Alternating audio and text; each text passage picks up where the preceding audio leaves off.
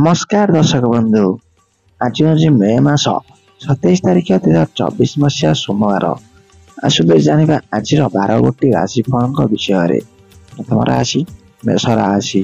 ଆଜି ସାହସିକ ପଦକ୍ଷେପ ନେବା କାରଣରୁ ପ୍ରତିବନ୍ଧକ ଦୂରେଇ ଯିବ। ଯେଉଁ ବନ୍ଧୁମାନେ ପାଖ ମାରୁନଥିଲେ ଆଜି ନିଜ ତରଫରୁ ମିଶିବା ପାଇଁ ଆଗେଇ ଆସିବେ। ସ୍ୱାସ୍ଥ୍ୟର ଅବନତି ସାଙ୍ଗକୁ ଦୁର୍ବଳତା ଅନୁଭବ କରିବେ। ଶିଳ୍ପ, ବାଣିଜ୍ୟ, ବ୍ୟବସାୟ, କଳା, ସାହିତ୍ୟ, ସାମ୍ବାଦିକତା କ୍ଷେତ୍ରରେ ନିଜର ସ୍ଥିତିକୁ ଦୃଢ଼ କରିବାରେ ସମର୍ଥ ହେବେ। ପରବର୍ତ୍ତୀ ରାଶି ବୃଷ ରାଶି। କର୍ମକ୍ଷେତ୍ରରେ କାମର ଚାପ ବୃଦ୍ଧି ପାଇବା କାରଣରୁ ଆଜି ବେଶୀ ବ୍ୟସ୍ତ ରହିବେ। ଚେଷ୍ଟା କରୁଥିବା ବ୍ୟବସାୟିକ କାମରେ ବିଶେଷ ସଫଳତା ମିଳିବ। ପାରିବାରିକ କ୍ଷେତ୍ରରେ ପିଲାଙ୍କ କଥାକୁ ନେଇ ମାନସିକ ସ୍ତରରେ ଅଶାନ୍ତ ରହିପାରନ୍ତି। ଆର୍ଥିକ ଅସୁବିଧାକୁ ସୁଧାରିବା ପାଇଁ ବନ୍ଧୁଙ୍କ ହାତକୁ ଚାହିଁ ବସିବେ। ପରବର୍ତ୍ତୀ ରାଶି ମିଥୁନ ରାଶି।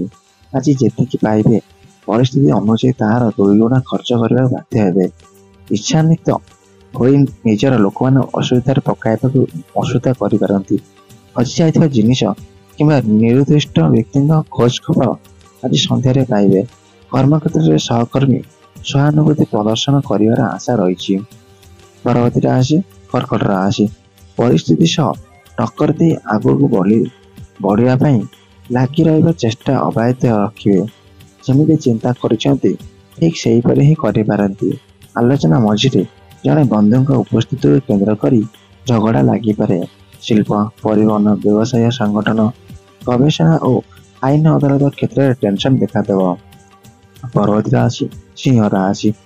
ରବି ଓ ଚନ୍ଦ୍ରଙ୍କ ସ୍ଥିତିରୁ ଅର୍ଥନୈତିକ ଦିଗ, ବନ୍ଧୁ ସମ୍ପର୍କ, ଯୋଗାଯୋଗ କ୍ଷେତ୍ରରେ ସଫଳ ପାଇବେ। ଶନିଙ୍କ ପ୍ରଭାବରୁ ପ୍ରତ୍ୟେକ ପରିସ୍ଥିତିରେ ବୁଝାମଣା ନେଇ ଅଶାନ୍ତିକର ପରିସ୍ଥିତି ଦେଖାଦେଇପାରେ। କାମ ହାସଲରେ ପ୍ରିୟଜନଙ୍କ ସହଯୋଗ ରହିବ। ନୂତନ ଘର, ଗାଡ଼ି କିମ୍ବା କିଛି ଯାନ୍ତ୍ରିକ ଜିନିଷ କିଣିବା ପାଇଁ ମନ ବଳାଇ ପାରନ୍ତି।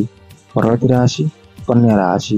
ଆଜିର ଗ୍ରହ ସ୍ଥିତି ସ୍ୱାସ୍ଥ୍ୟ ପାଇଁ ଅନୁକୂଳ ନଥିବାରୁ ଜଗି ରଖି ଚଳିବା ଭଲ ହେବ। ଗୁରୁକ୍ଷେତ୍ରସ୍ଥ ଚନ୍ଦ୍ର ହେତୁ କର୍ମକ୍ଷେତ୍ରରେ ଆଶାନୁରୂପ ଫଳ ପାଇବାରେ ଅସୁବିଧା ହେବ ନାହିଁ।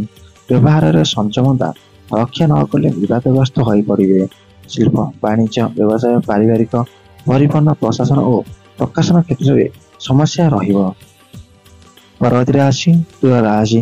ରାହୁ ମଙ୍ଗଳଙ୍କ ଯୋଗୁଁ ଲକ୍ଷ୍ମୀ ଯୋଗ ସୃଷ୍ଟି ହେଉଥିବାରୁ ଆର୍ଥିକ ସ୍ଥିତି, ଭୂମି ସମ୍ପତ୍ତି, କାର୍ଯ୍ୟ, ବ୍ୟବସାୟ ଓ ବାଣିଜ୍ୟରେ ଉନ୍ନତି କରିବେ।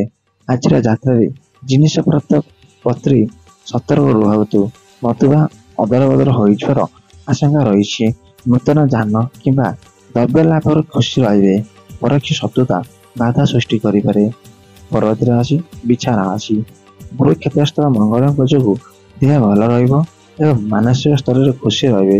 ନିଜର ଅବହେଳାଜନିତ କାମଗୁଡ଼ିକୁ ଠିକ୍ ସମୟରେ ସମ୍ପନ୍ନ କରିପାରିବେ ନାହିଁ। କଳା, ସାହିତ୍ୟ, ସଙ୍ଗୀତ ଓ ସାମ୍ବାଦିକତା କ୍ଷେତ୍ରରେ ସମ୍ମାନ ଲଭିବେ। ପ୍ରକାଶନ, ପ୍ରଶାସନ, ଯାନବାହନ ନିର୍ମାଣ ଓ ଯାତ୍ରାରୁ ସୁଫଳ ପାଇବେ। ପରବର୍ତ୍ତୀ ରାଶି ଧନୁ ରାଶି। ଆପଣଙ୍କ ଭଲ ପରିସ୍ଥିତିରେ ଶୁଭେଚ୍ଛୁଙ୍କ ଅପେକ୍ଷା ଅଶୁଭଙ୍କ ସଂଖ୍ୟା ଅଧିକ ରହିପାରେ। ନୂତନ ଯୋଜନା, ଅବହେଳିତ କାମ, ଆଲୋଚନା ପ୍ରବୃତ୍ତିରେ ସଫଳତା ମିଳିବ। ନିଜ ଲୋକ ତାହାକୁ ସାଧିବା ପାଇଁ ଚେଷ୍ଟା କରିପାରନ୍ତି। ପିଲାଙ୍କ ସ୍ୱାସ୍ଥ୍ୟହାନି, ବନ୍ଧୁଙ୍କ ଅଭିଯୋଗ, ଉଚ୍ଚ ଆତ୍ମୀୟଙ୍କ ସ୍ୱଜନ ଅସହଯୋଗରେ ଚିନ୍ତିତ ରହିବେ। ପରବର୍ତ୍ତୀ ରାଶି ମକର ରାଶି। ଆଜି ବନ୍ଧୁଙ୍କ ସହ ମିତ୍ରତା ସ୍ଥାପନ କରି କାମ ହାତେଇବେ। କର୍ମକ୍ଷେତ୍ରରେ ଯେଉଁଥିପାଇଁ ଆଶା କରୁଛନ୍ତି ସେଥିରେ କିଛି ଅସୁବିଧା ହେବ ନାହିଁ। ପରିବାରରେ ରୁଗୁଣ ସ୍ୱାସ୍ଥ୍ୟ ଓ ପିଲାଙ୍କ ପଢ଼ା ସମସ୍ୟା ନେଇ ମନ ଭାରାକ୍ରାନ୍ତ ରହିପାରେ। ସାମାଜିକ ସ୍ତରରେ ପ୍ରଶଂସା ଓ ପ୍ରୋତ୍ସାହନ ଲାଭ କରି ମନୋବଳ ବୃଦ୍ଧି ପାଇବ। ପରବର୍ତ୍ତୀ ରାଶି କୁମ୍ଭ ରାଶି। କର୍ମକ୍ଷେତ୍ର ସକାଶେ ଗ୍ରହ ସମ୍ପର୍କ ଅନୁକୂଳ ରହିଥିବାରୁ ପ୍ରତିବନ୍ଧକ ରହିବ ନାହିଁ।